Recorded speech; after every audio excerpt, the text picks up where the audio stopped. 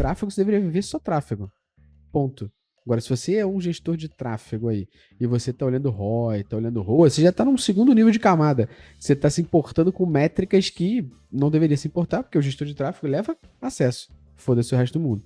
E acho que é muito importante o destaque que você deu para SEO, o destaque que você deu também para Analytics aqui, porque as pessoas, elas parecem que querem trabalhar só com algo, coisa glamurosa mesmo, né? Sexy. E aí acho muito engraçado, porque no final das contas, todo o trabalho que SEO faz ajuda a performance, né? Hoje depende para que o mundo funcione desses poucos ecossistemas. E onde que é o grande erro? E aí que eu acho que é o gancho da tua pergunta. É que as empresas ficam muito dependentes dos canais onde elas menos têm controle. Que são justamente na mídia, que é o canal que está mais caro sistematicamente a cada 25 anos. Se você olhar os gráficos todos lá do Statista, da Consultancy, você vai ver esse gráfico subindo ano após ano. Ele nunca cai, ele só sobe. Aí vem na pandemia e ele dá aquele spike, aquele pico para cima, assim. Por quê? Porque todo mundo foi anunciar online. Fala aí, analítica e analítico de plantão, belezinha? Tá no ar, tá valendo mais um episódio do podcast mais irado, pelo menos na minha opinião, que é enviesada, da podosfera, do Analytics, do YouTube, do Spotify, da porra toda. Pra esse episódio, meu irmão, the treta has been planted. Treta de marketing digital. O que a gente vai fazer aqui? A gente marcou um podcast pela manhã com o Luciano Fialho, que é o momento que ele fica mais revolto. Seja bem-vindo, Luciano. E aí, salve, gente, tudo bom? Tô naquele ânimo de sempre para gravar podcast 10 horas da manhã. A voz que acabou de acordar. O momento foi oportuno para um podcast de treta. Pô. Você precisava de uma certa raiva. Precisava acertar, isso, exato.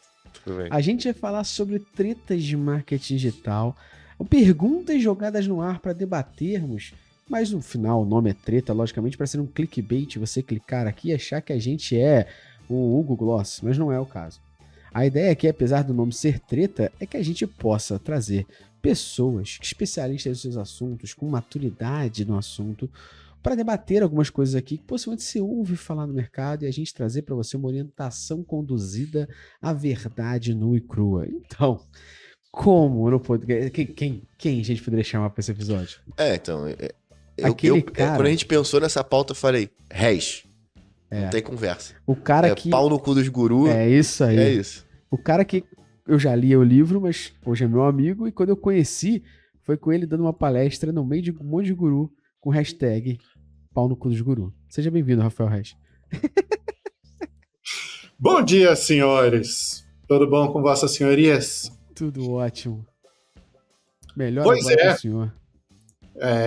Eu costumo falar que guru tá tipificado no Código Penal, artigo 171, estelionato. Né? Toda vez que você promete alguma coisa, não entrega e usa o argumento de que o meu método funciona, se você implantou errado, o problema é seu, né? Tecnicamente está tipificado no Código Penal. Boa, Reis. Por isso vocês perceberam quem é a pessoa que vai fazer com a gente, né, cara? É aquele. Exatamente. O brabo dos brabos. É esse tipo de ódio que a gente precisa hoje. Para esse podcast aqui. Mas no final, tenho certeza que quem tá ouvindo, ó, vai entender que esse podcast aqui cumpre um grande serviço pro nosso mercado. Então, pra gente começar aqui... Não, e rapidinho também. E se a carapuça servir, foda-se, né? Foda-se também. Significa que você tem a opção de mudar. Exatamente. Boa. Pra gente começar aqui, Reis, eu tenho uma pergunta que é endereçada a você, o Luciano vai comentar, eu também. Mas, pô, é da relação de SEO com gestor de tráfego, né? Hoje no mercado, a gente vê que tem mais gestores de tráfego do que especialistas em SEO até. Essa correlação, ela existe. Mas a causa é que gerar tráfego é infinitamente mais fácil que sentar a bunda na cadeira e fazer um trabalho direito como o de SEO? Cara, vamos lá. Vou subverter a pergunta. É muito difícil fazer mídia direito. Mídia, né? É muito difícil você fazer performance direito. Dá tanto trabalho quanto fazer SEO bem feito. Da mesma forma que a gente tem profissional de SEO que acha que fazer SEO é escrever título, descrição e colocar a palavra-chave em H1 e H2, a gente tem muito iniciante de mídia que adotou esse nome que foi inventado aí de 2020, do comecinho da pandemia para cá, de gestor de tráfego e que acha que é só comprar tráfego, né? E aí o cara vai lá, cria uma conta, bota dinheiro, compra a mídia e já era, né? Em fazer isso é fácil, né? Da mesma forma que botar a palavra-chave é fácil. Não quer dizer que dá resultado. Eu acho que tem muito mais gente, porque a curva de aprendizado para você começar a dar ROI em mídia, ela é muito menor do que em SEO.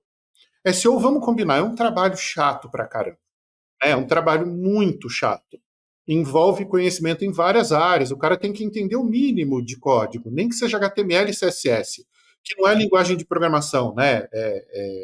É linguagem de marcação semântica. Mas você tem que entender o mínimo de servidor, você tem que entender de performance, você tem que entender de conteúdo, você tem que entender a lógica de como o Google funciona. E eu falo isso há muito tempo, é a mesma lógica faz 25 anos, não mudou a lógica, né? Eles botam outras camadas de complexidade em cima disso. Mas a raiz de funcionamento do algoritmo é a mesma. A hora que você pega isso, fica relativamente mais fácil você implementar.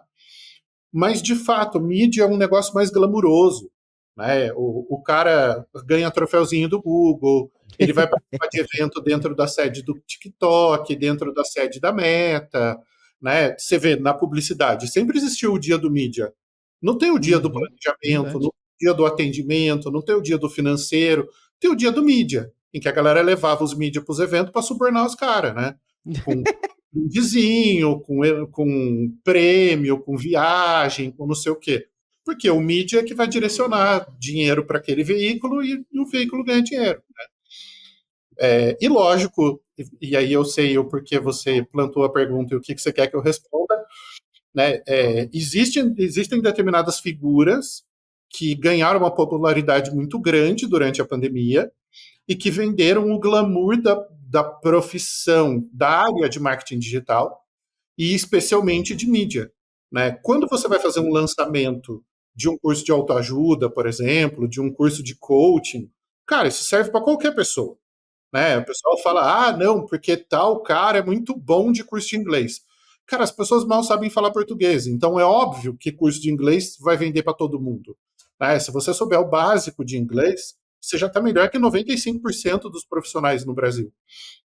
Então, a hora que você roda a mídia para vender o curso de inglês, se você acertar a copy e você segmentar por idade, cara, meio que o trabalho está feito, né? O resto é a própria otimização da ferramenta. Então, vende-se essa facilidade porque é fácil de você entrar na área e de você vender mídia para leigo. E o leigo, o que ele compra? Ele compra visibilidade. Então, a hora que o cara vende para um negocinho local, que ele vai fazer gestão de tráfego no Instagram, e o cara vê que está crescendo o seguidor e está crescendo o like, na cabeça dele está funcionando, então está tudo bem.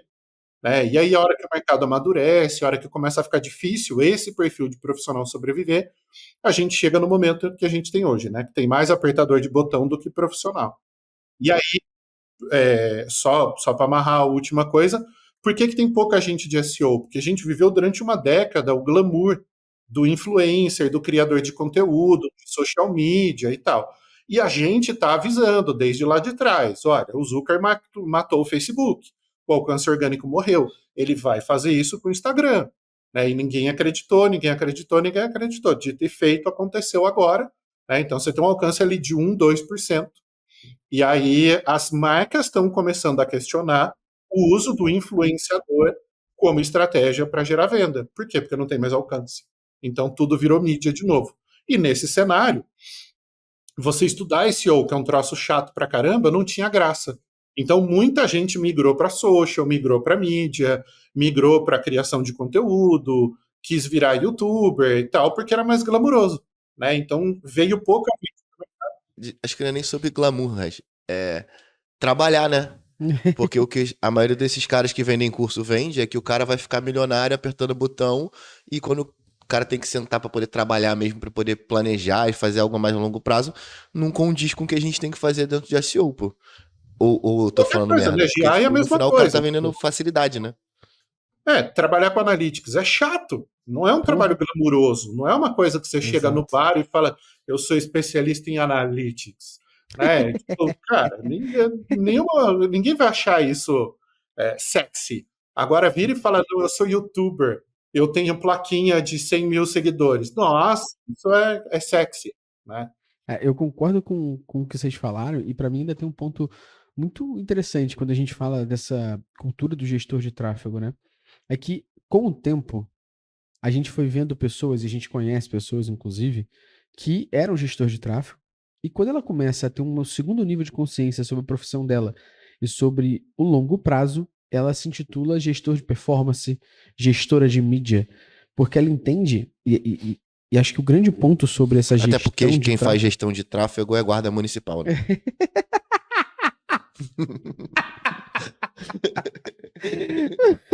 Mas acho que a grande questão do tráfego tá na palavra, sacou?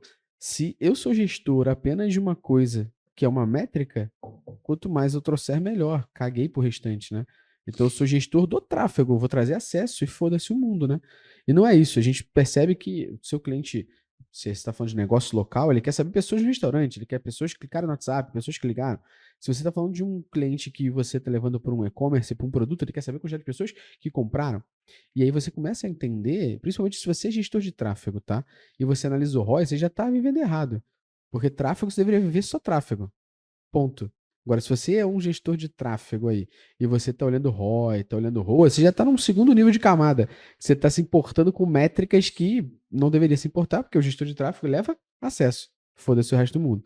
E acho que é muito importante o destaque que você deu para SEO, o destaque que você deu também para Analytics aqui, porque as pessoas, elas parecem que querem trabalhar só com algo, coisa glamurosa mesmo, né? Sexy. E aí acho muito engraçado, porque no final das contas, todo o trabalho que SEO faz ajuda a performance, né?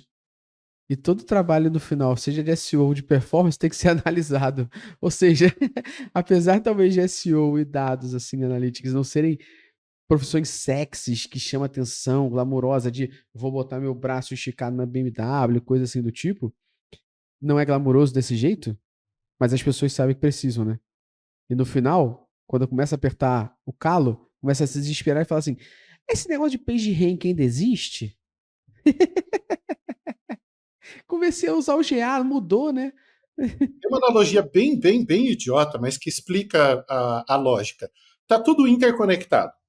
Você não vai na pizzaria e pede só o pepperoni.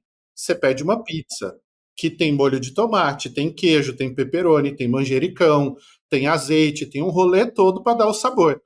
A gente dividiu essas áreas de especialização em fatias da pizza. Então é como se você pedisse o ingrediente um de cada vez. Mas não, a hora que você fala de load time, isso vai ter impacto na mídia, isso vai ter impacto em UX, isso vai ter impacto em SEO. A hora que você fala do conteúdo, se você faz uma landing page com um conteúdo tosco ou com uma copy ruim, cara, não tem SEO e performance que vão fazer essa página converter. Perfeito. Né? E aí a gente trata isso como CRO, como uma disciplina à parte. Uhum. Então tá cada um querendo puxar a sardinha pro seu lado e assim, eu sou especialista em pepperoni, né? Quem cuida de queijo é o Esteves. Eu sou especialista em massa, quem cuida de tomate é o Gabriel, né? E aí cada um só entende de um pedaço da pizza, cara. Perfeito. E assim, se você Quando não o que une todas elas é a conversão, né? E aí ninguém tá falando sobre É o isso. cliente no final ter comido a pizza e gostado. Exatamente. Exatamente. Então, assim, você não chega no restaurante e reclama do cara que cortou o pepperoni. Né? Você não vai no produtor do pepperoni reclamar que o porco dele comia soja transgênica. Você quer a pizza, cara. Então, assim, o contratante, o dono do site, o e-commerce, o que ele quer? O resultado final. Né? Então, a gente subdividiu essas áreas no digital de um jeito estranho. Né? Hoje a gente olha e faz sentido, mas para quem é gestor, né, um gerente, um diretor de marketing, um VP de empresa, ele olha para aquilo tudo e, assim, é tudo muito desconexo. É como se você chegasse numa agência de publicidade e falasse, eu quero falar com o analista de rádio, eu quero fazer marketing de TV, eu quero fazer marketing de alto-falante. Não tem isso, né? É o conjunto da obra que faz funcionar. E o foda principal que, tipo, que me assusta muito é a galera tratar essas. A parte de gestão de mídia, performance e tudo mais, como uma puta bala de prata tá tomando agora a porrada que é quase que o paradigma de toda a rede social, né? O cara consegue atrair a retenção o reter esses usuários durante um grande tempo. No início você tem um puta alcance de entrega, que é o que a gente tem hoje em dia como ferramentas como o TikTok, e aí esse cara fica anos sem dar retorno para os investidores, né, que colocaram ele no patamar que ele tá, e aí chega uma demanda de que, olha só, agora tem que dar dinheiro, e aí a mecânica mais rápida de ganhar dinheiro é gerar anúncio, porque já tem modelo definido pelo Facebook, o próprio Google já fez isso e tudo mais, então tu consegue perceber que tipo, a gente tá num nível onde, principalmente nessa comparação de mídia e SEO, é que, primeiro, né, SEO, né, é uma das mídias, né, que vai trazer tráfego pro site do cara, e o pensamento de que a gente não precisa ter um combustível limpo para poder trazer as pessoas para Hidrogênio o site. verde. Exatamente. Então, sendo bem sincero, para mim, essa correlação faz todo sentido. Para mim, tipo, não é nem a questão do carro elétrico, tá ligado? É o hidrogênio verde.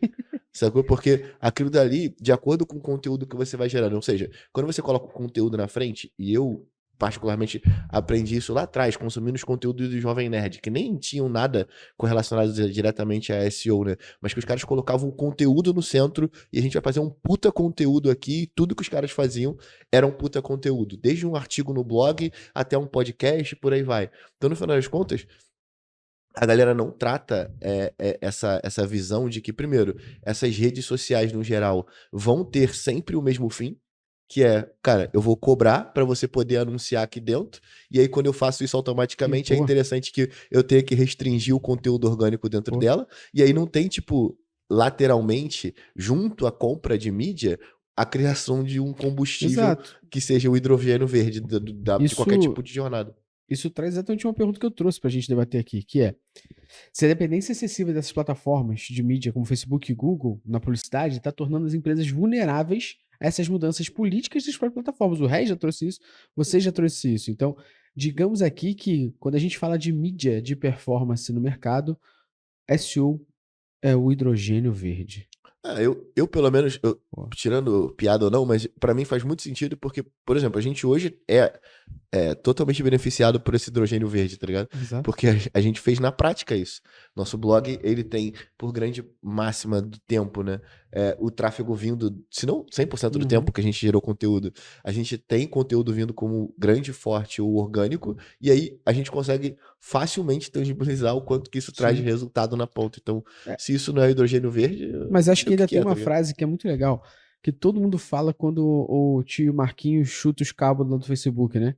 Que é o Facebook fica fora do ar, o Instagram fica fora do ar, aí todo mundo fala: não construa sua casa num terreno alugado. Exatamente. E aí só falam isso quando o tio Marquinhos chuta os cabos. Se o tio Marquinhos chutar os cabos, ninguém fala disso. Aí, essa mesma galera que falou isso, tu vai ver, não tem blog, não tem podcast, não faz porra nenhuma no LinkedIn, não tem newsletter. Ou seja, qualquer outra coisa que fosse fora o Instagram, ela não faz. Ela só faz coisa no Instagram. E eu acho muito interessante como que a gente vê esses fenômenos de newsletter acontecendo lá fora, totalmente correlacionados ao aumento do custo de aquisição que a gente tem por grande parte dessas mídias. Então lá fora, tipo, tem os caras fazendo, tipo assim, newsletter paga e faturando um puta grana em cima de controlar Aqui a própria também. base que ele já tinha e sendo dono do... Aqui também, The News é um exemplo, Tem gente TechDrop que é outro fala exemplo. construir a casa no terreno dos outros, eu gosto de falar que tem uma coisa pior, que é construir na casa da sogra, tá ligado?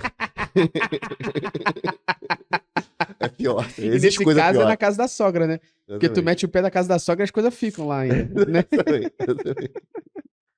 Que a sogra vai jogar na sua cara, né? Então humilha mais. Cara, se você usou uma palavra vulneráveis aí, eu vou trocar por dependentes, tá? Boa, concordo. Vamos entender duas perspectivas aqui rapidão. Vamos olhar para o SP500, as 500 maiores ações da Bolsa Americana. O SP500 estaria dando praticamente negativo, andando de lado nos últimos 4 anos, se não fossem as chamadas Big Techs. Né? Então, se você tirar o Google, você não tem nem tráfego orgânico, o Google ainda responde por mais de 50% do tráfego da internet mundial. Então, quando o Larry chuta os cabos, né, é muito mais crítico do que quando o Zuckerberg chuta. Quando o Zucchini chuta. E o Google também é dono do YouTube e é dono do Gmail, que é a maior plataforma de e-mail do mundo, inclusive corporativa. E do Android, né? Mas o Android, digamos assim, ele está licenciado, né? Mas beleza, o Android está no jogo também. Aí a gente olha para a Meta, que é dona do Instagram, do WhatsApp, que é a maior ferramenta de comunicação síncrona hoje né, o maior app nesse sentido, e do Facebook. Depois você tem a Amazon, que responde por mais de 50% do e-commerce nos Estados Unidos. Não, Né? de possivelmente todos os servidores Hoje, de site não que busca existem. Oi? E se der mole, ainda responde por maioria dos servidores de site que existem. Com a Então, AWS, e né? aí o que acontece? Tem muita gente que hoje que não busca produto no Google, busca dentro da Amazon. Então a Amazon é o segundo maior buscador e a terceira maior ferramenta de publicidade online. A primeira é o Google, a segunda é a Meta, a terceira é a Amazon. E eu não tenho certeza se o Google é a primeira, não. Depois a gente tem outras big techs, né? Você tem a Apple que fabrica o celular que é mais desejado e provavelmente o mais vendido do mundo, falando unitariamente em modelo, né? E que vai rivalizar com a Samsung. As outras são menos relevantes. Então, assim, onde que eu quero chegar? Tem pouquíssimas empresas que controlam o tráfego na internet, a audiência na internet e a hospedagem de propriedades na internet. Cara, se você desplugar essas 5 empresas, mano, o mundo desmonta. Né? Literalmente. É sério. Não, só Tira uma de uma informação pequena aqui, empresa a AWS representa 31% do mercado. Loucura. 31%, um terço. Né? Um Aí terço. faz o Só a seguinte: AWS. vai em qualquer empresa hoje e tira dela o site, o e-mail, o Google e o Instagram, Facebook e o WhatsApp. Como é que essa empresa vende? Cara, como que essa empresa vende? Ela não vende. Né? Acabou o e-commerce no mundo, se você fizer isso. Aí vamos olhar de uma perspectiva diferente. Isso aqui em 2011 tinha três pilares, hoje a gente tem 4. Você tem o que é proprietário, né? Canal proprietário, canal de mídia, canal orgânico e canal que antes o pessoal chamava de espontâneo, mas eu não concordo com o termo. Eu digo que é influenciado. Por exemplo, assessoria de imprensa. Você vai sair na mídia. Né? Aquilo não é espontâneo. O jornalista não acordou e falou: hoje eu vou falar do Esteves e vou citar métricas boas. Não, sua assessoria foi lá e espezinhou o jornalista para ele fazer isso. Né? O jornalista hoje ele é releaseiro. Ele não é um investigador. Ele recebe release, dá uma macarronada naquilo ali e solta. Beleza. Inclusive, só um parêntese sobre isso, eu já vi aí, fui impactado mais uma vez com grandes portais que estão vendendo, inclusive isso, tá? Você paga um valor e eles Sim, contam a sua história no site, o que a BMW criou lá em 2001, que foi o Branded Content, hoje você paga ali para Exame, para o G1, para o UOL, para o Terra, para o Brasil Journal. Você vai lá, paga 20, 30, 50 mil e você faz. As próprias newsletters aí que você citou, né, o The Brief, o The News, se olha hoje essa newsletter, ela parece a timeline do Instagram. É um conteúdo, uma publicidade, um conteúdo, uma publicidade. Está até perdendo o engajamento porque tanta Exatamente. publicidade que perdeu o conteúdo. Aí vamos para os canais proprietários. O seu site é seu. O seu 0800 é seu.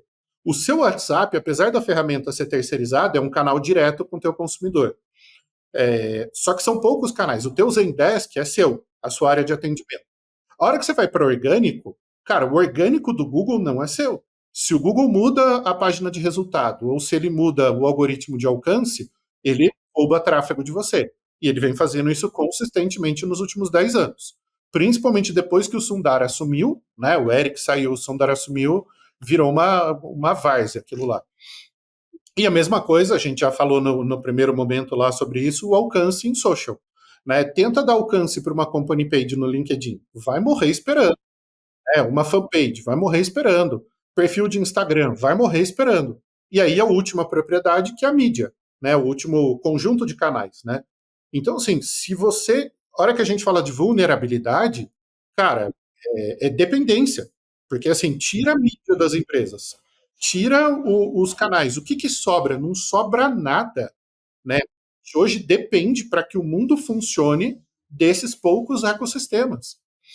E onde que é o grande erro? E aí que eu acho que é o gancho da tua pergunta. É que as empresas ficam muito dependentes dos canais onde elas menos têm controle. Que são justamente na mídia, que é o canal que está mais caro sistematicamente a cada 25 anos. Se você olhar os gráficos todos lá do Statista, da Consultancy, você vai ver esse gráfico subindo ano após ano. Ele nunca cai, ele só sobe. Aí vem na pandemia e ele dá aquele spike, aquele pico para cima, assim. Por quê? Porque todo mundo foi anunciar online.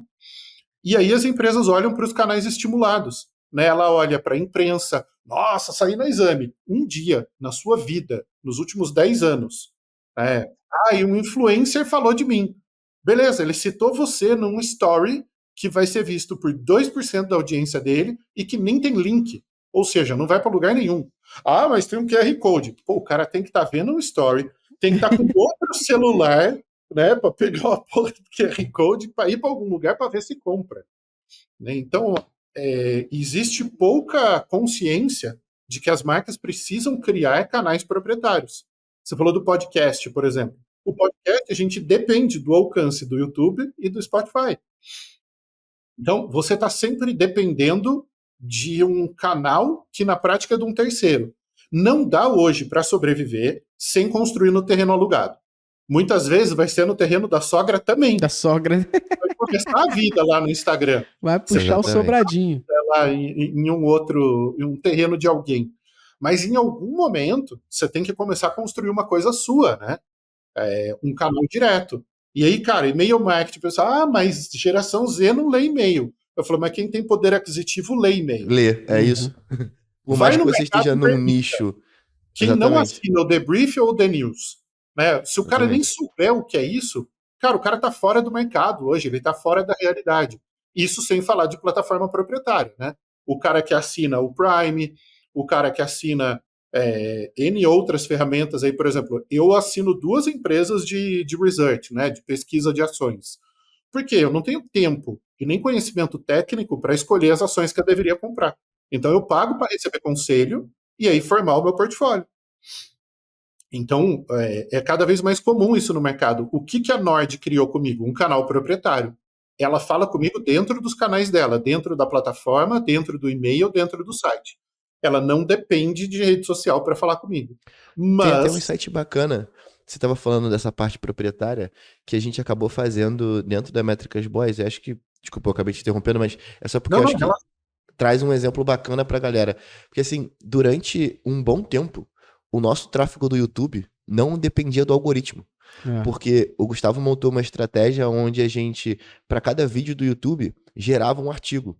Então, a gente entra lá nos dados do YouTube Analytics e a principal fonte dos nossos das visualizações dos nossos vídeos são externos na Métricas Boys, ou seja, a gente dentro dessa estrutura ainda consegue deixar de não depender da ferramenta, porque toda vez que a gente transforma o nosso artigo em vídeo e o nosso vídeo em artigo, eu potencializo as pessoas que estão vindo do orgânico e dou uma mídia diferente pro cara poder consumir. E aí, quando a gente vai olhar lá, a gente já pegou várias vezes onde o nosso site é uma fonte de tráfego maior pro nosso YouTube do que o próprio algoritmo do YouTube. Então, desculpa, só para trazer, porque é uma visão que, tipo, senão a gente ia perder, eu não consegui dar essa dica.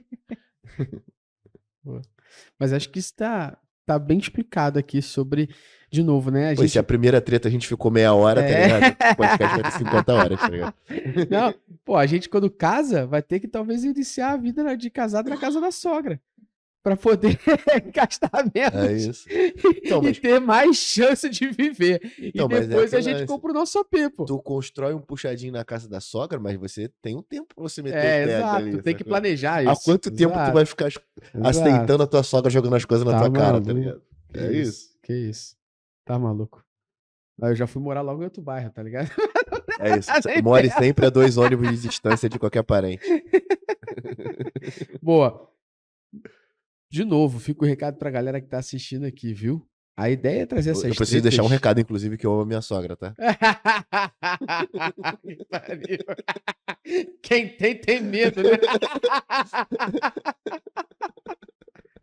Mas deixar o recado pra galera que tá assistindo a gente aqui, que a ideia do podcast é essa, é fazer com que a gente traga esses temas que são relevantes pro nosso papo e com toda a sabedoria do Regis, do Lucian e um pouquinho do que eu sei, a gente debater aqui e trocar essas ideias para aumentar o nível de consciência de vocês. Para isso, eu trago mais uma pergunta pra gente aqui, que é, a gente vê e a gente fala muito nesse podcast, a gente fala muito no LinkedIn, fala muito nos terrenos alugados por aí, sobre, de fato, as pessoas serem data-driven. A gente, inclusive, tem um podcast que foi muito bom sobre cultura de dados aqui, com o Ricardo Capra, que fala muito sobre essa questão do que é ser data-driven de fato, como a gente, de fato, constrói uma cultura de dados e tal. Só que assim, hoje, esse data-driven, ele virou um buzzword da vida aí, né? É como se eu chegasse pra alguém e falasse assim, pô, você tem internet no teu trabalho? A pessoa tem. Com certeza ela vai falar que tem. Meio que virou uma obrigatoriedade você ter internet no seu trabalho, senão você não consegue trabalhar. Agora, tu pode chegar lá, a internet ser só de 100 mega.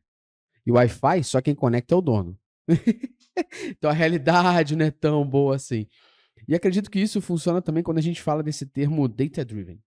E aí minha pergunta aqui agora pra gente cortar é: as empresas, elas estão realmente preocupadas em ser data-driven ou apenas um discurso de moda sem prática? Falam porque vai pegar mal se eu não for data-driven, É muleta, pô. mas pra É dentro muleta pra continuar é tomando decisões data-driven mesmo? baseadas em achismo. Teve um aluno, eu não vou lembrar o nome do aluno, É o C-Level é Driven. o C-Level Driven. Fernando O Terra. que eu vejo na maioria das empresas é C-Level Driven.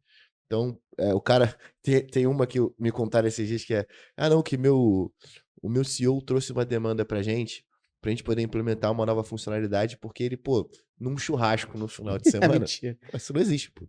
Isso não existe, pô. O cara traz uma nova demanda e ele começa a frase: estava num churrasco no final de semana e tive essa ideia, tá ligado? Não faz sentido nenhum, pô. Que Cara, doideira. já que é pra falar de treta, tava Eita negociando com porra. uma compradora de uma multinacional hoje cedo. Já demos 30% de desconto na proposta original, mudamos o escopo, claro, não dá para reduzir 30% sem tirar nada. E hoje ela mandou um e-mail perguntando se não daria para mandar o orçamento à parte, a parte técnica e a parte de inteligência. A gente Aí eu pega falei, muito como isso. é que eu vou te entregar a técnica sem a inteligência? Cara, o que eu vou te entregar? Sitemap e robots? Né? Não vai mudar o jogo. O grande problema é que ela tem lá 30 mil páginas totalmente desorganizadas, não consegue entender onde tem canibalização, onde tem fluxo, onde não tem, o usuário reclama que fica perdido lá dentro, gera custo de atendimento e etc. E ela quer diminuir o orçamento tirando do escopo a parte de dados. Então, assim, cara, Foda, né? e aí eu vou trabalhar baseado em quê? Né? Eu vou acordar com Mercúrio e vou falar, Mercúrio, hoje você está retrógrado? Não. Ah, então eu vou arrumar 10 links. Né? Caraca, velho, assim, eu vou trabalhar baseado em quê se eu não tiver os dados?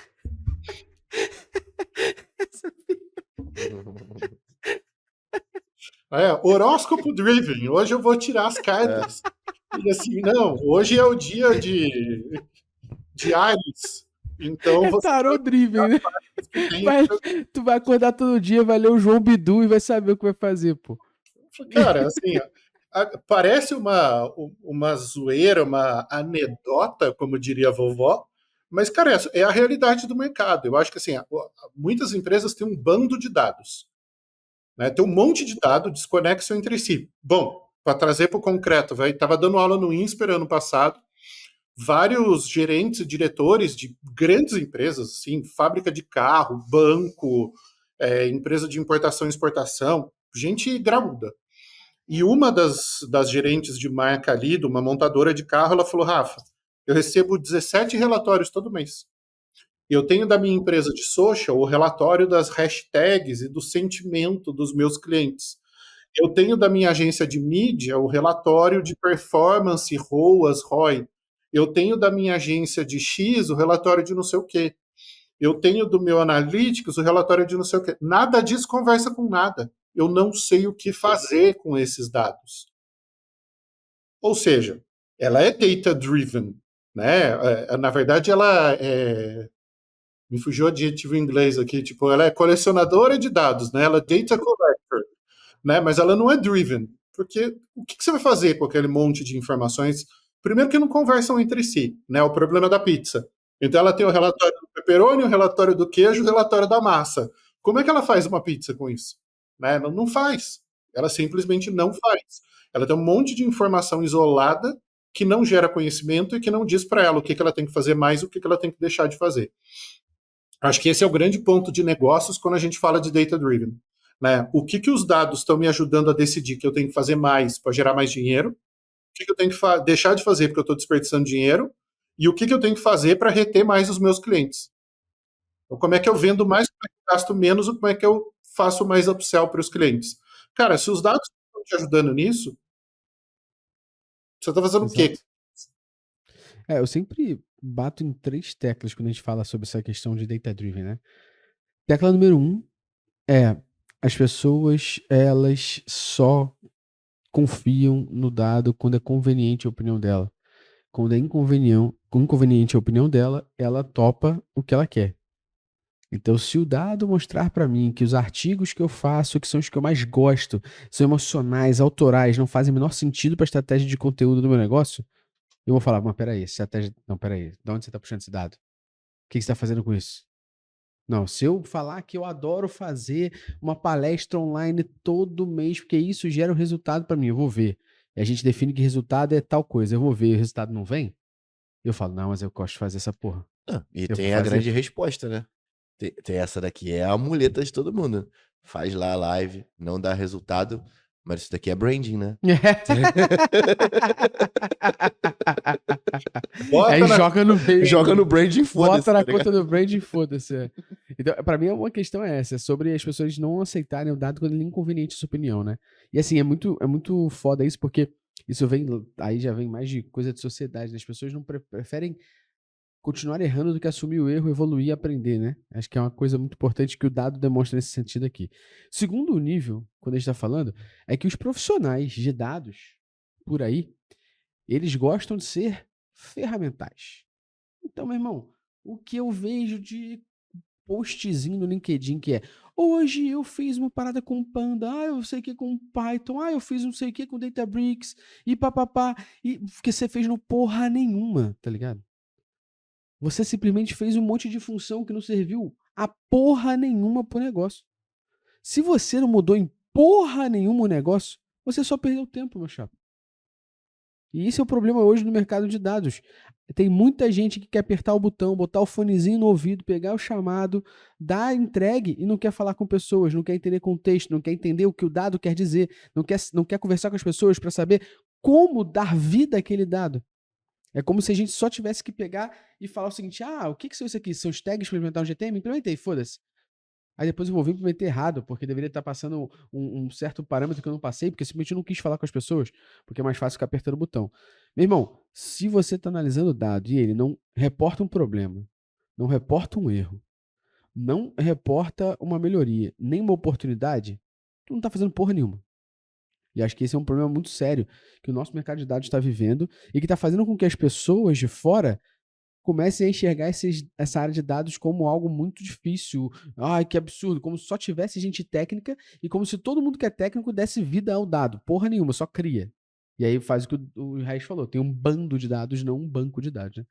E o terceiro ponto para mim, sobre essa área aqui, é o quanto as pessoas da área de dados e do mercado como um todo negligenciam situações simplistas do dia a dia.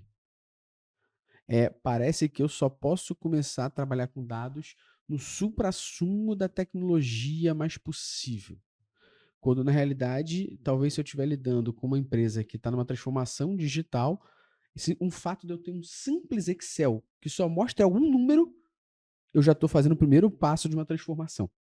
O Excel não é banco de dados, mas ele pode ser funcional para auxiliar quem não tem porra nenhuma. E você vai evoluindo, step by step, step by step. Então, o problema no final para mim sobre essa questão de dados como um todo é que tem um monte de gente preocupada em criar dados sem dar valor nenhum para essa porra. Tem um monte de gente que quer ter dados e aí você cria a última parte aqui que é o meio disso, que é o que o Reis trouxe agora, que é o dashboard overload. Que é eu tenho uma porrada de dashboard que parece que para eu resolver o meu problema de dashboard é ter outro dashboard. É como se eu tivesse uma home que reúne meus 15 dashboards e eu clico no dashboard que eu quero. Eu faço a intranet de dashboard. Porque parece que a vida se resume a resolver os dados ao dashboard, né? Assim, a maior ferramenta de automação do Brasil, né, mais conhecida, muitos anos atrás, acho que 2019, estava conversando com o pessoal de lá de dentro, eles falaram, cara, 76% dos clientes usam a função de enviar e-mail. 2% dos clientes usam a função de formulário dinâmico. Por quê? Para você usar um formulário dinâmico, você precisa saber a hierarquia dos dados que você quer coletar. O óbvio, primeiro, é nome, e-mail e telefone. Depois você quer saber cargo e empresa. Depois você começa a entrar nos problemas que esse cara tem, que o mercado guru lá chama de dores. Eu não gosto tanto do termo. Mas enfim, você precisa entender o problema. Se você entende o problema, você leva uma solução. Tá? Ou se você mapeou uma dor, você tem que levar um remédio. 2% dos clientes usam essa função. Aí esses dias eu estava falando com o pessoal da Zorro Marketing, eles têm uma solução que, cara, é hiper mega complexa, tem tudo lá dentro. Você não precisa contratar uma ferramenta de WhatsApp, está integrado. Você não precisa contratar uma ferramenta de chat, está integrado. Você não precisa, tá tudo lá dentro. O que a lei de Pareto diz? Que a maior parte das empresas só vai estar usando 20%. E aí a gente estava discutindo como as outras ferramentas são usadas, né? E ali dentro você tem, cara, toneladas de dados sobre os clientes. A hora que um cliente faz o que no Brasil ficou conhecido como levantada de mão, né? O cara pede um orçamento, ele pede para comprar. Cara, o vendedor não tem acesso à ferramenta de automação para olhar o perfil daquele cliente e ver quais newsletters ele abriu, quais dores ele marcou no formulário, quais webinars ele assistiu, que materiais ricos que ele baixou. O vendedor liga seco para o cara. Por quê? Porque ele só está atrás da comissão. Ele não estudou por 3 minutos aquele lead para entender qual foi o caminho de conversão daquele cara. Então você tem o dado está lá, mas o processo corporativo, a burocracia, N coisas não permite. Então, assim, mas eu preciso dos dados. Cara, você precisa dar um passo antes. A ferramenta que você está contratando vai te cobrar por usuário ou por volume de leads lá dentro? Porque se for por usuário, você não vai conseguir dar usuário para o pessoal do comercial. Se você não der treinamento para o pessoal do comercial, eles não vão usar. Se você não coletar os dados, ninguém vai conseguir interpretar. Se você não treinar o comercial para interpretar os dados, você não fecha uma venda com ticket maior. Então, no fim das contas, você estava falando aí da segunda, da terceira camada, eu acho que a gente tem que mudar seu sobrenome de Esteves para Carvalho. Você tem que ser o Gustavo de Carvalho. Porque, assim como o Olavo tinha lá a teoria das camadas da personalidade, a gente tem aqui as camadas de maturidade digital, né? Quanto mais maduro você mais você tem que entender de negócio, cara. Né? O quanto aquela informação ali vai ajudar alguém a vender mais, vai ajudar o cliente a resolver um problema, vai ajudar o vendedor a trazer um lead que tem um LTV maior. Pô, hoje a gente tem condições de saber essas coisas, mas primeiro que Martech está tudo isolado, né? O cara tem uma solução de dados, aí ele joga tudo num BI e cruza, mas isso não está normalizado, né? Então o dado que vem de um lugar é diferente do outro. Eu vejo o analista, cara, o gestor de tráfego quando ele entra na idade adulta, né? Mas o número de impressões que eu vejo no Search Console é diferente do que eu vejo no meu painel do Google Ads, que é diferente do que eu vejo no meu GA. Eu falo, parabéns, você acabou de descobrir que, primeiro, existe quebra de clique, né? Então o cara clicou, demorou para carregar, ele desistiu, o servidor não marcou, o GA não carregou, o Google foi clicado por um bot, esse bot não chegou no teu site, porque ele só queria mapear o que estava lá na campanha. Então, você vai ter inconsistência, porque são métodos diferentes de coleta de dados. O que você tem que fazer é uma normalização, né? Tira uma média mês a mês para entender o quanto aquilo está crescendo ou caindo. Agora, se você está achando que vai bater, meu filho, mas eu estou em primeiro lugar. Por que no Keyword Planner diz que essa keyword aqui tem 27 mil, no Search Console tem 34, e no meu site ele diz que tem 1.000 cliques e no meu site chegam 700. Bem-vindo à realidade, filho. Esses números nunca vão bater. Né? Se não tiver uma normalização, se não tiver um tratamento ali, não espera que vai bater. Né? E aí o que você tem que reportar disso? Né? E eu vejo muita gente reportando posição. Então, cara, reportar posição é muito 2014, assim. Já faz bastante tempo que deveria ser diferente. Mas é o problema de ascensão de carreira. Para o cara querer subir de nível, ele sair ali do nível técnico e ir para o nível de gestor, ele tem que entender de negócio. Não adianta ele entender do dado, ele tem que entender do para que o dado serve. Enquanto ele estiver preocupado com o Python, com a suite, a renderização do gráfico, o formato de não sei o quê, cara, ele está num nível muito técnico ainda. Para ele E tem muito em cima disso uma parada aí que aí, não fazendo meia culpa da galera de tecnologia, mas na verdade, é um grande problema, né? Que o cara coloca que todo projeto tem que começar escalável. Uhum. E aí, do ponto de vista técnico, isso é lindo se você estiver fazendo isso na Microsoft, né? Do ponto de vista técnico, isso é lindo se você estiver fazendo isso pro iFood. Agora, para uma empresa que tem 100 anos e está num processo de transformação digital, as pessoas lidam só com a tecnologia e não lidam com as pessoas, né? Então tem um Exato. problema. E aí eu vou falar de não lidar com o interlocutor. Você gosta, né? Interlocutor. Isso é bom. Porque aí o Melhor cara, que isso é só o deixar cara as não coisas sabe verbosas. minimamente quem é que vai consumir aquele dado. E assim, sendo bem sincero, é muito gostoso fazer as paradas escaláveis, pô. Pô, tu faz lá e tu vê a porra do gráfico e o dado chega daqui e aí, sabe? Animado da onde que o dado vem, por onde que ele transforma. É muito maneiro. Só que acho que o problema e o tendão de Aquiles da galera de tecnologia é muito de querer colocar a escala na frente do objetivo de negócio, né?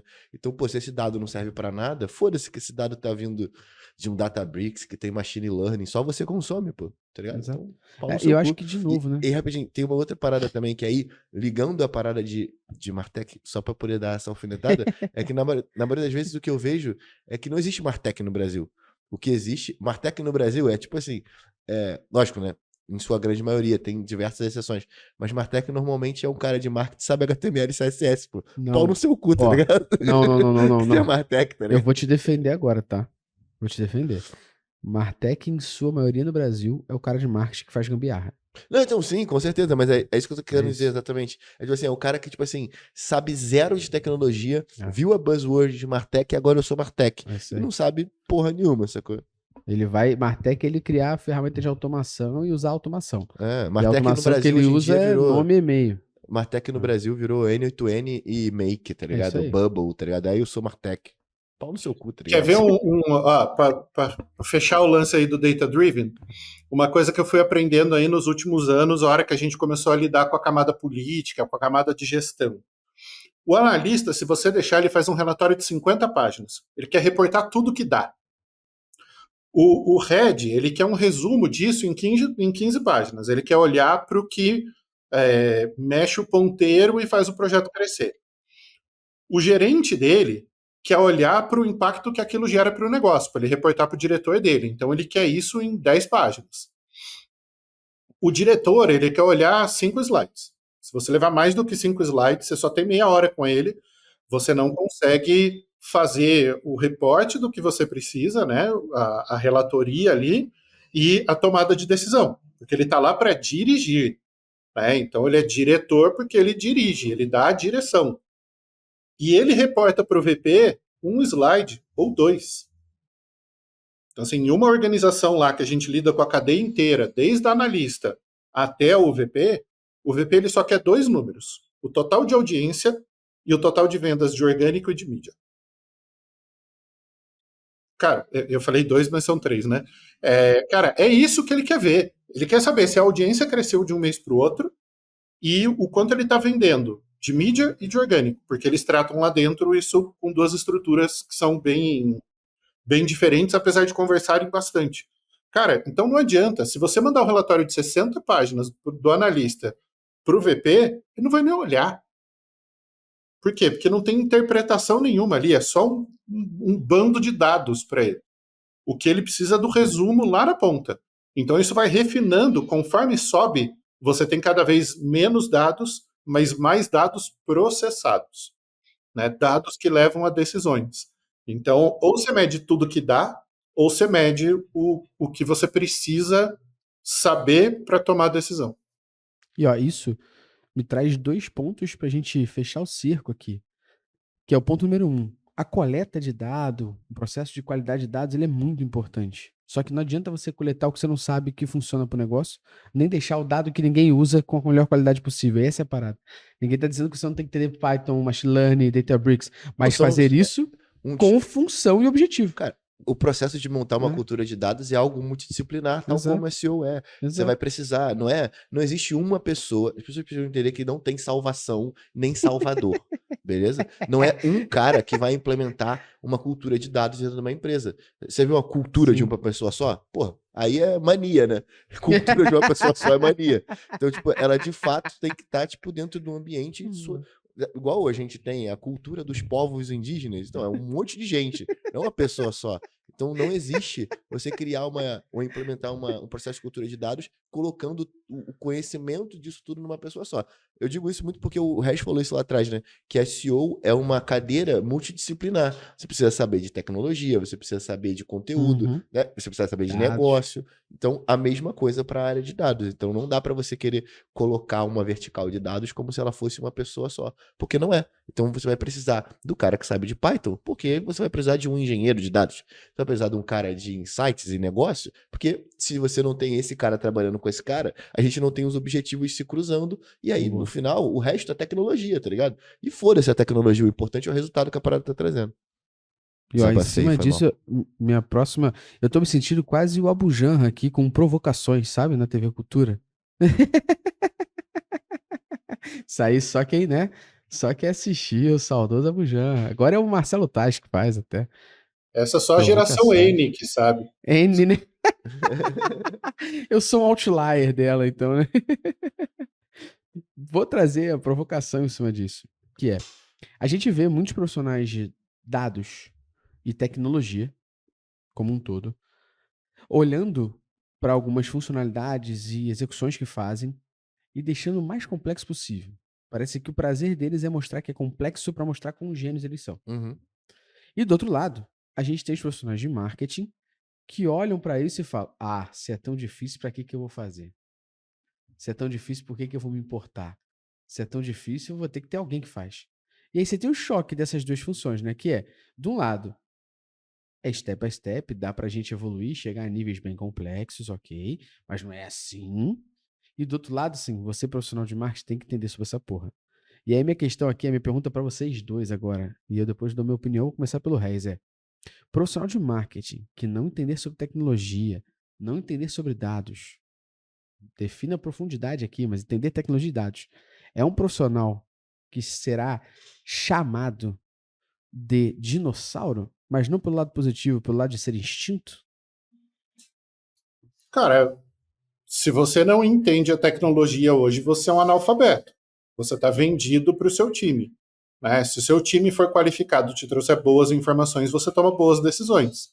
Se o seu time não tiver qualificação, você está tomando decisões ruins. Então, esse letramento digital, para usar uma palavra chique, né, é fundamental. Não dá para não entender. E já não é mais entender o conceito, é entender a estrutura, o operacional disso. Né? Como é que as coisas se integram. Você não precisa saber fazer. Você não precisa saber acessar a interface, ir lá e criar uma landing page. Ou entrar no GTM e publicar um código. Não é isso. Mas se você não entende o para que essas coisas servem e como elas se conectam, né, você não consegue desenhar o processo para isso funcionar. Independente do nível hierárquico que você está e do tamanho da empresa. Né? Na Vila Olímpia agora é organização, a companhia. O tamanho da companhia. Ninguém mais tem empresa, agora é tudo companhia. É chique. Não, porque lá na companhia, eu falo, quantos funcionários você tem? 32. Não são funcionários, colaboradores. Eu acho que colaborador é a primeira melhor invenção do RH, a segunda é abraçar a árvore. Mas voltando ao cerne da questão, cara, você é um analfabeto, né? Você tá vendido para o que os outros te disserem. Se o fornecedor te disser que é, você acredita. Porque você não sabe de fato o que está comprando. E Luciano, por que esses filhos da puta gostam de deixar isso tão complicado, difícil e cagando pro que os outros entendam? É pra poder roubar no prazo? Qual o esquema? Cara, acho que é um misto de tantas coisas, sabe? Porque assim, de novo, o cara tem o tesão em fazer. Eu acho que isso é muito foda, porque, tipo assim, tem um ponto onde o cara tem uma desconexão muito grande com a área de negócio, principalmente com o objetivo. Então a demanda não chega pra ele com um briefing de negócio. Sem querer defender a galera de tecnologia. Isso eu vejo na prática, assim. Não chega a demanda do ponto de vista de negócio. Ela chega como a demanda. Um exemplo prático. Quero entender a quantidade de usuários para O para é o objetivo de negócio, é o Uhum. porquê que essa demanda está sendo criada. Uhum. Porque na maioria das vezes, você pede lá, né? Você pede pro seu filho uma sequência de coisas e ele sempre esquece alguma coisa, né? Então ele, né? Porra, vai fazer o dever de casa, não sei o quê, não sei o quê. Assim, ela esquece. E aí, qual é a merda disso? É que acontece a mesma coisa, porque existe um desalinhamento do que eu pedi pro que a pessoa vai executar. Muito porque, às vezes, eu não pedi o que eu queria. Eu não sei pedir o que eu quero. Sacou? Porque eu não tenho conhecimento nenhum sobre como esse processo funciona. Então, acho que tem uma série de coisas. Lógico, né? Tem gente, e eu já fui muito essa pessoa, que tem tesão em tecnologia, pô. É muito Mas maneiro tu já foi, trabalhar com não? Tu é? tecnologia. Só que hoje em dia eu tenho uma preocupação, né? Diferente da que eu tinha antes. Pô. Então, assim, o ponto de você querer fazer uma parada maneira com tecnologia é do caralho, pô. Sabe? Você pegar um problema super complexo e resolver com um algoritmo que vai. É do caralho, pô, isso, pô. Quem não acha isso maneiro é maluco, pô. Agora, o ponto principal vai ser sempre o alinhamento entre o time de tecnologia e negócio. A gente vai ficar falando aqui das tretas. 30, 40 tretas. O problema sempre vai ser e vai estar totalmente vinculado à área de negócio. Ou por essa demanda não estar vindo com a perspectiva de negócio, ou sobre o programador não estar fazendo isso sob uma perspectiva de negócio. E aí é que está a maioria dos desalinhamentos que a gente tem. Tirando o CEO Driven, que é aí a filha da putagem mesmo. Boa, boa. Provocações, a Mujanra aqui, ó. Boa. Uma outra perguntinha que eu trago aqui agora pra gente falar é sobre a falta de orçamento em algumas áreas que a gente vê. A gente pelo menos vê isso bastante aqui, vira e mexe eu falo isso para alunos, em conversas com empresas, que é, muitas vezes não tem linhas de budget orçamentárias e tudo mais, para algumas áreas, até como SEO e áreas como Analytics. Muitas vezes a gente remove investimentos que outrora seriam de outras áreas para investir aqui, porque alguém internamente da empresa sabe a importância dessa pasta aqui, né? E fala, pô, vou tirar um pedaço desse aqui para botar aqui, porque eu sei que no final dá retorno para caralho. Mas essa falta de orçamento, por exemplo, em Analytics, em SEO e outras áreas que a gente tem no mercado, é uma falta de compreensão sobre a importância que essas áreas têm para o negócio, ou é uma questão de prioridade 100% equivocada, onde as pessoas focam no mais fácil? É mais fácil separar um budget para mídia, porque eu sei que tem que fazer mídia. Cara, eu vou dar uma resposta covarde, mas eu acho que é um pouco de tudo. A partir do momento em que eu tive que montar o orçamento também para a minha própria empresa, e aí você olha para o faturamento global, para o quanto você tem de custo em cada área, para o quanto você paga de imposto, para o quanto você tem que dar de lucro, aí qual que é a porcentagem que o teu departamento tem, e tudo que você tem que fazer, e a quantidade de dinheiro que você tem, você fala, putz, vou ter que deixar alguma coisa de fora. Ainda mais se a pessoa que controla esse budget for um cara, né? Linha dura, né? Que a gente Linha conhece, dura. né? O chefe vai é linha dura, o CEO é osso ali. E aí você fala, cara, não dá para fazer tudo. E quando você olha para uma empresa grande, pô, mas é uma multinacional, mas fatura milhões e não sei o quê. Mas os custos dela também são de milhões. É tudo numa escala muito grande. E aí é que eu acho que tem um pouco de tudo. Tem um pouco do último debate ali, do analfabetismo digital, né, da pessoa não entender muitas coisas. Tem as tretas de compras, de que compra sempre vai querer espremer o orçamento e vai querer tirar coisa, vai querer picotar a sua entrega e comparar coisas que não têm a mesma grandeza. Muitas vezes eu tenho esse papo ali em compras, eu falo, cara, você está comparando laranja com laranja ou você está comparando laranja com tijolo? Porque uma coisa, se você estiver me comparando com a banana, beleza, eu ainda consigo ter um parâmetro aqui. Agora, você está me comparando com um tijolo, cara, não tem grau de equivalência isso, né? E acontece. E aí você tem o outro lado de que, sim, a pessoa vai priorizar o repertório dela, né, que a gente pode chamar de zona de conforto. Então, se é uma pessoa que sempre trabalhou com gestão de mídia, ela vai priorizar a mídia. Se é uma pessoa que sempre trabalhou com social, ela vai contratar um estilingue da vida para fazer o monitoramento, porque ela está acostumada a receber aquele relatório. Mesmo que naquele outro mercado o impacto daquilo seja muito baixo. Mas no repertório dela, aquilo é muito importante. Então, eu acredito que é um problema que tem de tudo um pouco. Tem a falta do entendimento da importância, e aí é o nosso trabalho de evangelização, de explicar, de ensinar, de dar curso, de dar palestra, de aculturar, de escrever livro, etc. Tem o problema do vício mesmo, né? De, eu vou fazer o que é mais fácil, o que é mais confortável para mim. Tem o problema da pressão, tem o problema do histórico. Sempre foi assim. Então, aqui é assim que funciona, é assim que tem que fazer, sempre foi assim. E tem o problema da limitação de orçamento, do cara não ter grana para fazer tudo que ele precisa ou que ele quer. E aí, de fato, ou ele vai ter que tirar de algum lugar. A gente vê clientes, por exemplo, investindo 4, 5 milhões em mídia e o cara não consegue direcionar 2% disso para orgânico. Eu falo, cara, me dá 2% do que você gasta em mídia e eu te construo uma audiência gigantesca em um ano. Um dos exemplos lá da área de hotelaria que a gente sempre cita, um cliente que investia lá $500 mil por ano, na ocasião, lá em 2017, em orgânico, e ele investia 18 milhões por ano em mídia. Não, era mais. Enfim, vamos trabalhar com 18. Em 5 anos, a gente construiu uma audiência de 5 milhões mês a mês, ou 60 milhões por ano. Tudo bem que aí o investimento dele já era um pouco maior, já estava na ordem ali de 1 milhão e pouco por ano. Se ele fosse comprar isso via mídia, no mercado de hotelaria, esse clique não sairia menos de R$1,50, R$2.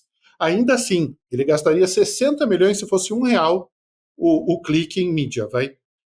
Ele gastaria 60 milhões para ter a sua audiência. Gastando 1 milhão e pouco no orgânico, ele tinha isso.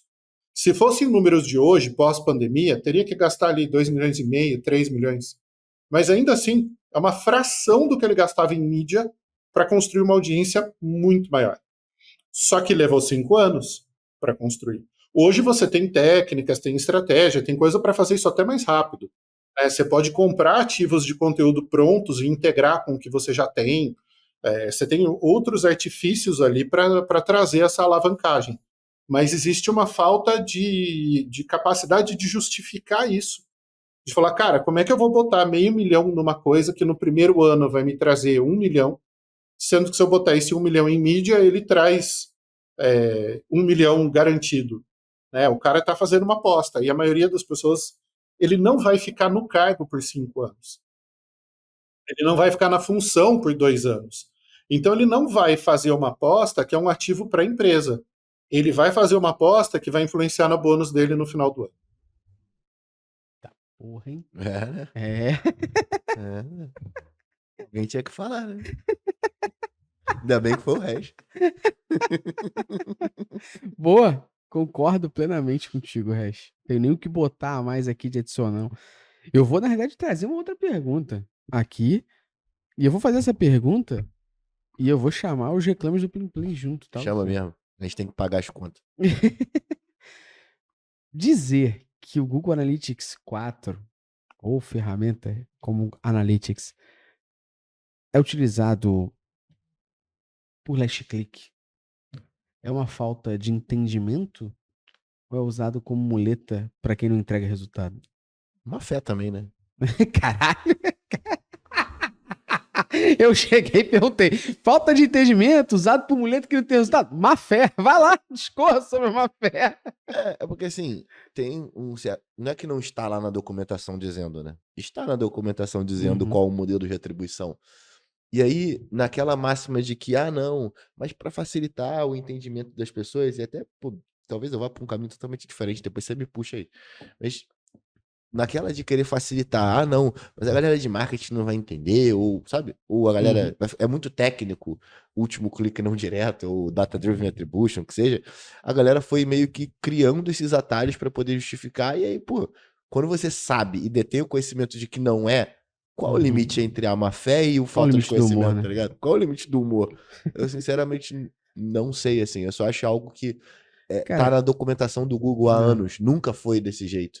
E há quanto tempo a gente vê a galera atribuindo dessa forma, sacou? Então, eu acho que existem coisas no mercado de marketing digital como um todo, que são 10 serviços que as pessoas fazem para o mercado que viram lenda urbana. A primeira coisa, por exemplo, é infoprodutor que diz: quando eu entrei pro marketing digital, porra nenhuma.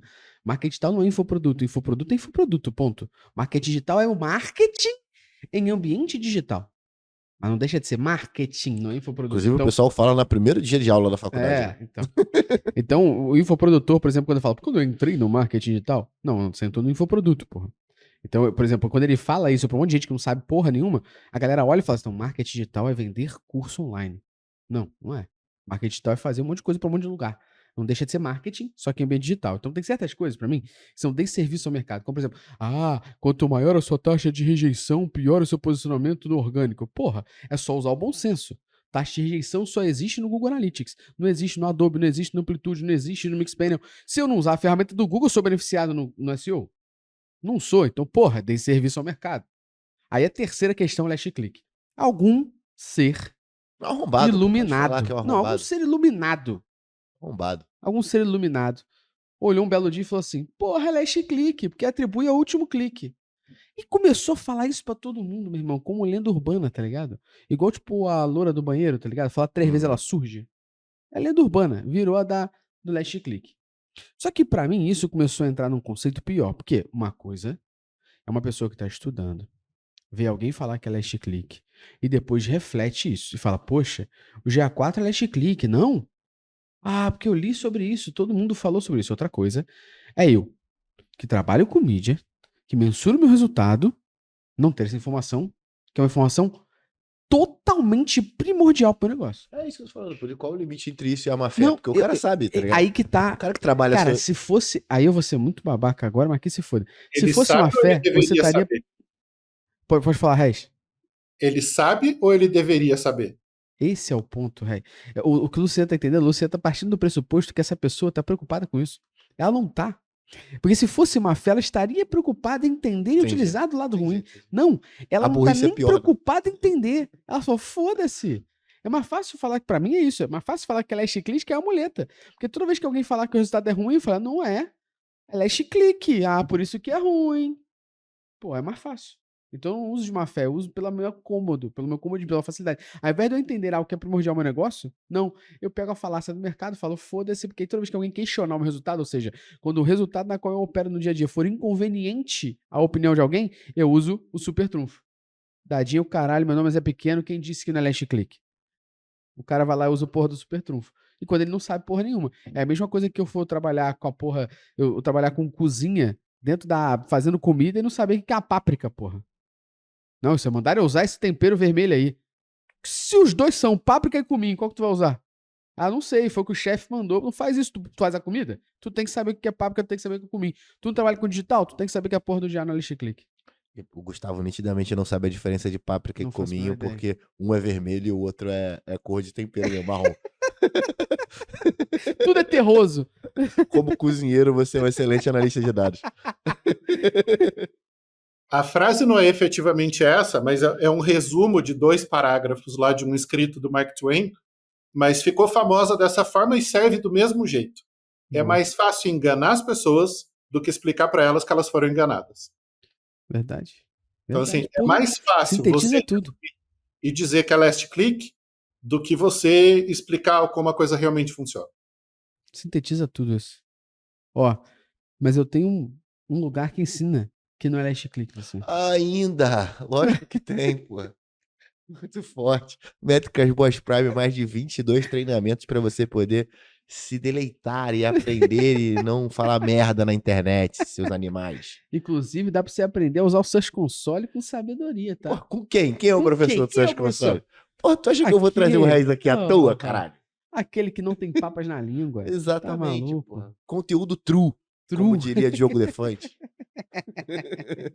Então tem um link aqui para você poder aproveitar e garantir o seu desconto, inclusive, tá? Então clica lá que tem uma moral para você. E se a você galera poder estiver garantir. cansada pra estudar sobre isso, existe algo que ela pode, ir bebericando aqui assim, Existe mesmo. pra aumentar o nível de consciência dela, deixar ela mais acordada, motivada e aprender melhor? Exatamente, inclusive mudou completamente a minha experiência em tomar café.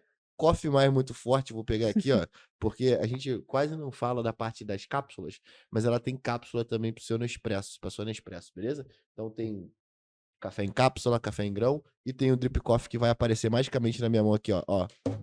Tem Porra, magicamente no mas o Gabriel não pegou a câmera. Mas é aqui, ó. Drip Coffee também, que inclusive é a maneira que eu mais gosto de tomar café.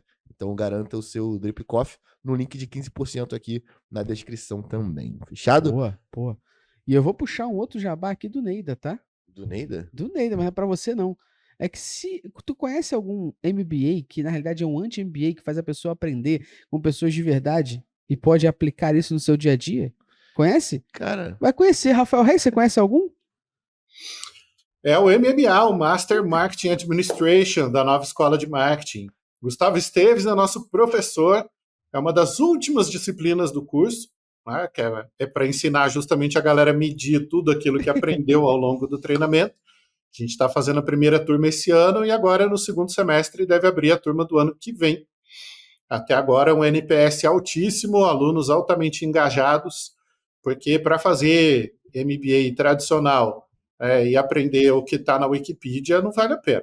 A gente trouxe gente de mercado que bota a mão na massa, que sabe o que está fazendo e que ensina aquilo que faz no dia a dia. Porra, link vai estar aqui também, viu? Pra você ficar ciente da próxima turma já. Rafael Reis, como a gente está aqui num programa de entrevistas, eu falei do Abujan, Marcelo Taz, agora eu vou para Marília Gabriela, um bate-bola rapidinho. Eu vou te fazer uma pergunta e você vai do fundo do seu coração assim, ó, pá!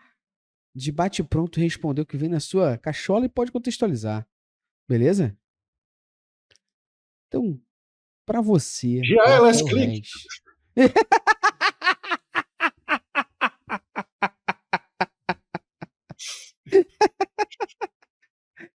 Para você, Rafael Reis, qual o pior erro que um profissional de marketing pode cometer?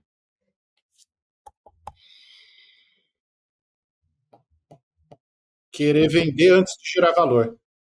Porra. Contextualize pra galera. Cara, a maior parte dos profissionais hoje aprendeu que vendas é marketing, porque o pessoal tem vergonha de dizer que é vendedor. Então ele bota lá no crachá dele que ele é consultor de marketing ou qualquer outra coisa, porque ele só quer tirar a venda. Né? O empresário brasileiro, tipicamente, isso independente do tamanho dele, pode ser um microempresário, pode ser um mega empresário, ele está preocupado em vender, não em gerar valor.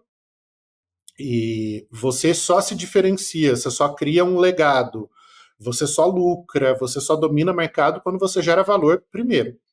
Então, a hora que o cliente percebe aquele valor, a venda é natural. Você não precisa ter persuasão, gatilho mental ou qualquer tipo de pressão para cima do cliente para vender, porque você gerou valor. O cliente quer comprar. Empresa que não possui budget para dados. É igual ir no banheiro sem papel higiênico, vai estar sempre cagado?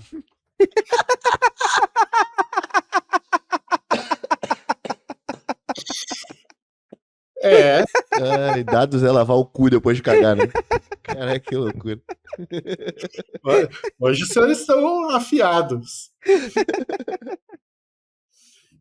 E eu acho que é um desafio, cara. Convencer as pessoas a ter um orçamento para a área de dados é um grande desafio. É um grande desafio. Até hoje, assim, eu vi em poucas rodas de conversa de alto nível as pessoas afirmando que elas têm um profissional dedicado a dados e que elas têm investimento nessa área. A primeira vez que eu vi foi na Monetize em 2019, em que a gente tinha um time de 3 pessoas de BI que respondia tanto para a área administrativa quanto para a área de marketing. Esse foi o Rafael Reis no The Treta Has Been Planted, Luciano. É isso, muito Isso forte, aí, ó. muito forte. Isso aí, ó. Fortíssimo. Esse episódio a gente faz uma vez por ano, É. ou quando a gente tem vontade, ou quando a gente junta tretas suficientes para poder dar um episódio. E que nota que a galera tem que dar para esse podcast? 5. Você pega sua mãozinha e faça assim, ó, pras drogas. Ou seja, toda vez que alguém vier te oferecer. É a nota do ProErd, né? É. Não, diga não. Toda vez que alguém vier te oferecer uma droga, como por exemplo falar, o GLS Click, você pega sua mãozinha e faça assim pras drogas. Exatamente. E é a mesma mãozinha que você vai dar 5 estrelas pra esse podcast aqui. Se tu não tá inscrito no Spotify, tu vai se inscrever, vai seguir. Se não tá no YouTube, vai inscrever, vai seguir. Porque apesar dessas merdas serem alugadas, é o teu clique que faz essa porra entregar, seu filho da puta. Então entrega. Se inscreve. E se você tá no curte. YouTube, se você tá no YouTube e assistiu até agora, escreve nos comentários. Tretas do Marketing Digital pra gente saber que você assistiu até aqui. É, exatamente. E quem tá no Google Podcast se fudeu porque vai acabar. Se fudeu porque vai acabar. Mas quem tá no Spotify também pode escrever tretas de marketing digital, porque tá aqui nos comentários. Escreva no Spotify ou no YouTube, que são os dois players que mais saem esse episódio aqui, viu? E não esqueça que toda coisa quinta-feira estranha. estamos... O Como? Google vai encerrar um produto? Ele nunca Vai fez isso? encerrar um produto, você acredita? Ele quase não faz isso. Nossa, É. nunca vi o Google fazer isso. O Google Wave, o Google Plus, o GI Universal. Nunca vi o Google encerrar um produto. Não, e sem Pô, você contar sabe que tem um o site que eu cemitério, vou né? até deixar pra galera colocar na descrição, que é o G-Cemetery, que são todas as ferramentas que o Google Não. encerrou, né? O mais engraçado é que, sei lá, uns 2 anos atrás o Google disse que o Google Podcasts ia indexar trechos do episódio no Google. Há uns 2 anos atrás falou essa porra. A vaca ia voar também. Mas compadre, chegou algum momento que alguém falou assim, ó, there's no free lunch, eu quero que o search acabe, só tenha ad. Exatamente. O cara E muda o o nome algoritmo das igual a gente pessoas troca de Sugar. cueca, porra. Qual O foi, Google Regi? conseguiu reinventar o mercado de classificados e 20 anos depois se tornar um grande classificado. É com essas, senhores e senhoras, que a gente encerra mais um episódio do Analytics Talks. Não esqueça, toda quinta-feira, um episódio disponível pra você. Um abraço e valeu! Valeu!